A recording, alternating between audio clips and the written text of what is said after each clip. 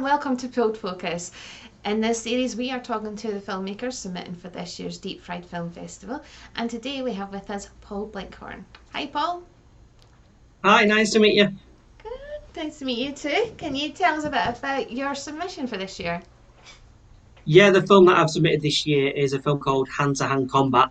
I work as a writer and director, but I've directed and produced this short. It was written by a friend of mine who won a competition about 3 or 4 years ago with the Royal Exchange. It was originally a monologue about a witness to domestic abuse in Manchester city centre, and it was reconceived over lockdown and filmed using Zoom with a cast of 45 women from in and around Greater Manchester. So it was certainly a challenge, but it raises a very important issue. It certainly does. We're going to show a little clip now of Hand to Hand Combat. But I see you're in pain. He stands an inch from your face, bellowing words. Useless, stupid, worthless, idiot, to the whole of Market Street, who pass by on a wave of indifference. A young girl giggles, takes a video. Some take refuge in Primark, and massive bodies undulate into the Arndale. No one stops. So, as you said, this was done over lockdown. So what sort of challenges did you face during the making of the film? Well, I think what I did originally was kind of set myself a very big target of getting a substantial cast. We ended up with a cast of 45, but it could have been bigger.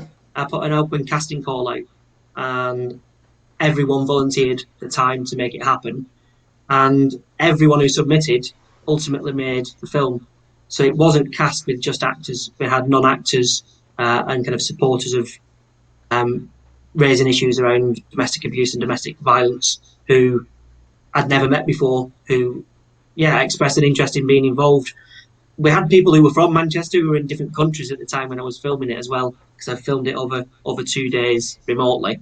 Wi-Fi channel, Wi-Fi signal. I had to ban. I'm currently in my son's bedroom, which is where we filmed it all. So I literally had to ban everyone in the house, 2 kids and a wife, from using any internet device just to give myself a bit of stability for the day. That I think was probably the biggest challenge technically.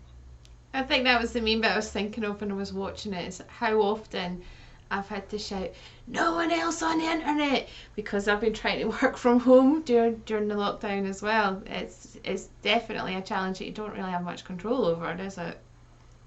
No, and it got better. I did another Zoom comedy after this.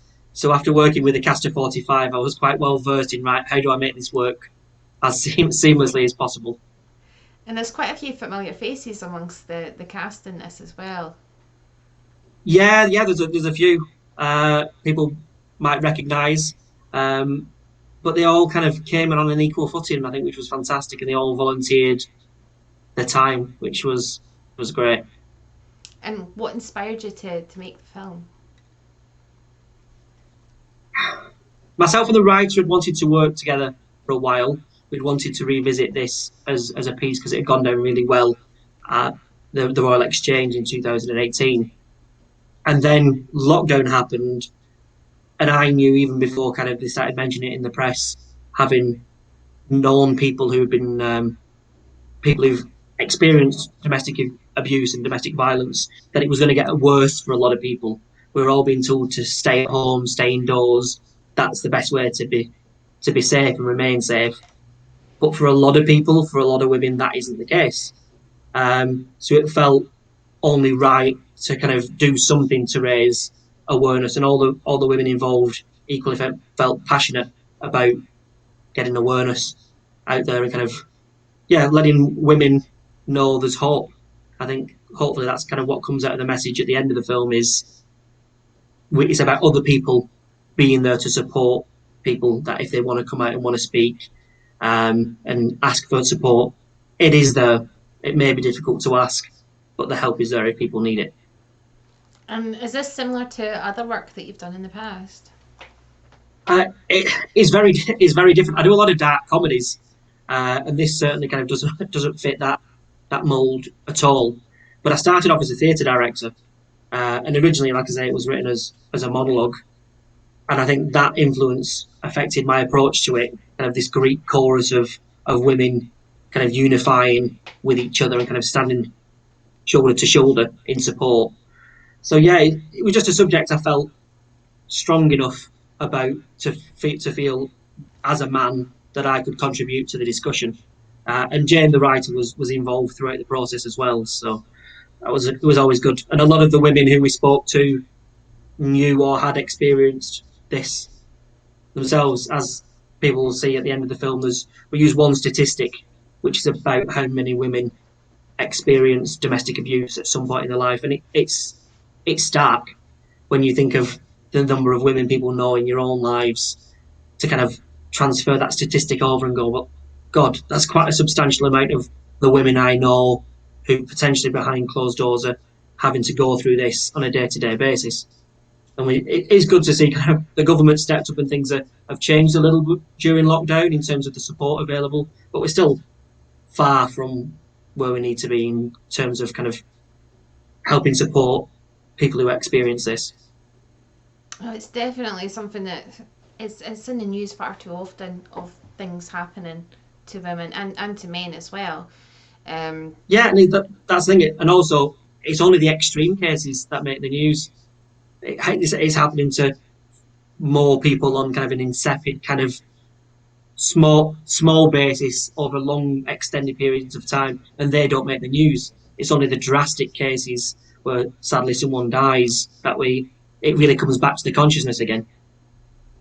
So with this, lockdown obviously had a big influence on the work, and because it was an existing monologue, but your work in general, like what sort of filmmakers influence the work that you do? I think I'm influenced by a broad range. I think having started as a theatre director, people like Danny Boyle and Sam Mendes are kind of always on my mind, because I can kind of see in their work where their influences of how they work with actors and designers and things, kind of you can see that crossing over. But equally, yeah, I do like the big Hollywood blockbusters as well. I'm a superhero fan. It would be nice to kind of direct a DC or a Marvel at some point in the future. Yeah, I'm very open, and often it depends on kind of what I want to feel at any given time. It's always great to kind of be able to go in the headspace where you want to watch a serious drama with people like Viola Davis, Denzel Washington, and kind of Julie Walters, Judi Dench, kind of those powerhouse performers. But other times you just want to sit down and laugh for 90 minutes, for 2 hours. And yeah, I write as well, and a lot of the work I write is comedy. Yeah, and I've written a lot more comedy over lockdown. I think, but more so for my own headspace, but I think also audiences want that after lockdown as well. Definitely, there's so much kind of negative side of the lockdown, but there's also the positive. People have been able to kind of embrace their passions by having a bit more time, and they're seeing what's actually important to them, because they're kind of the reality has been turned on its head, really. And a lot of the films that we've seen this year, they are changing the reality and making you see something that wasn't there before. And it's always really exciting getting the submissions in for the festival, and the variety of work that comes in. Back in 2009, I had a comedy screened at the festival, and it was so vastly different to the one that I've submitted this time. That time it was about a possessed vending machine, so it's a little bit different this time around. So what do you think of the independent film industry in the UK? I love meeting other filmmakers. I've been on a 2-day workshop this weekend with Creative England with filmmakers from the northeast and northwest, and yeah, I love hearing about what people are doing on the independent scene and what people are managing to do with no budgets, with no funding, and groups of friends kind of just pulling together. I think often the stories are far more interesting. they may not get seen on television, they may not be seen at the cinema, which obviously has suffered over the last year or so. But often it's the most exciting work, and people might criticise it and find flaws, but these kind of we're all still learning. Yeah, I find it's much more authentic, and people aren't so worried about ticking boxes and go, well, this is what an audience will want, this is what these people will want. They just come. Often the stories come from a very genuine place, and I think that's really exciting. And the film festivals across the country are integral to that. That's where our work gets seen. That's where it gets in front of an audience. That's where we get a response.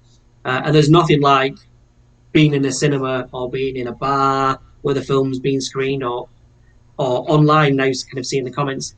And often with writers and directors, you have the benefit of being anonymous, so you can kind of sit there and listen to what people's perspectives are on the films and kind of what it made them feel.